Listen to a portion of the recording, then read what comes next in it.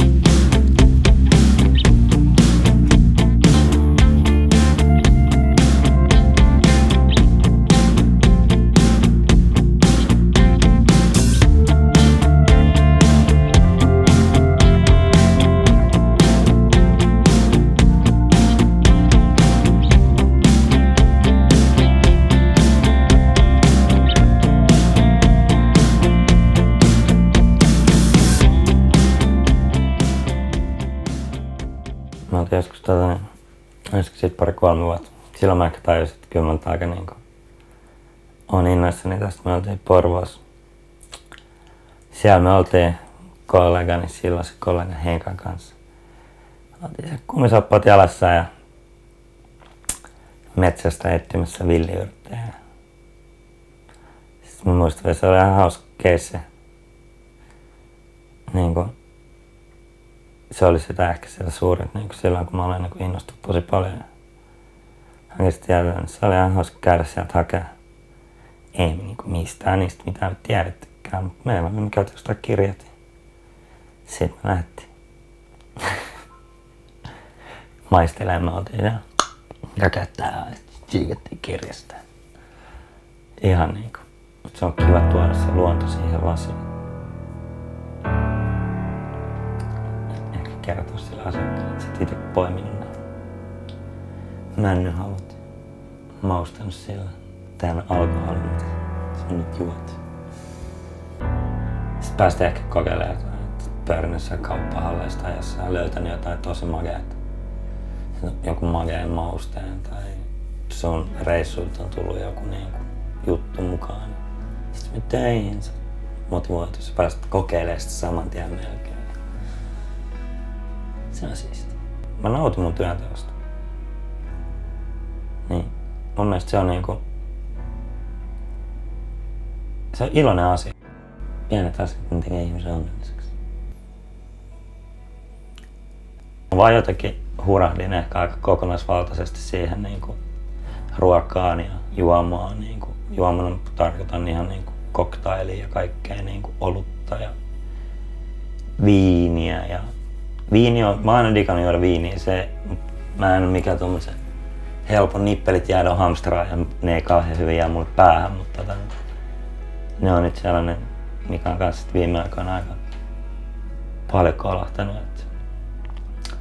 Et mä se mitä mä lähestyn ehkä enemmän drinkkiä tai koktailia, niin mä lähestyn sitä ehkä vähän ruuan puolesta. Tai siis sillain, että mä dikkaan lukea ruuasta tosi paljon, seurata mitä maailmalla tapahtuu, vähän haistella trendejä.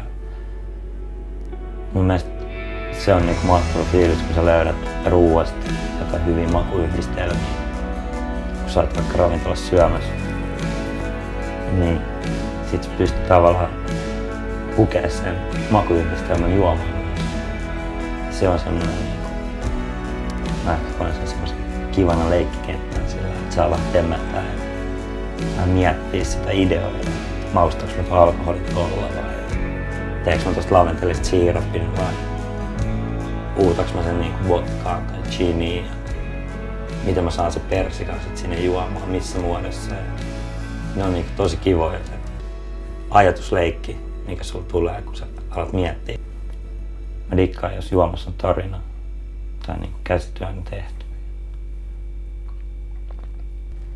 Mielestäni on niinku hienoa, että on paljon asioita, niinku, missä ihmiset pystyy tuoda niinku sitä itseänsä esille. Kato taide. Se mahdollisesti ehkä joskus vähän yhdistää vielä juomaan jollain tavalla. Mielestäni olisi ihan mahtavaa niinku olla jossain kaupunkifestareilla, tehdä vähän niinku fast food hengestä, fast food drinkkiä ja sit räppi pauhaisi tai hyvä reggae ja sit jengi maalailisi biisejä siinä. Se olisi ehkä semmoinen, mitä mä haluaisin tässä. Mä haluaisin, että tää vähän vapautuisi tää maa. Pääsis niinku ihmiset vielä enemmän toteuttaa itseänsä. Täällä on tosi paljon lahjakkaita tyyppejäkin on varmasti jos ideaa, mutta se on semmoinen mielikuva. Tai siis semmoinen, mitä mä haluaisin.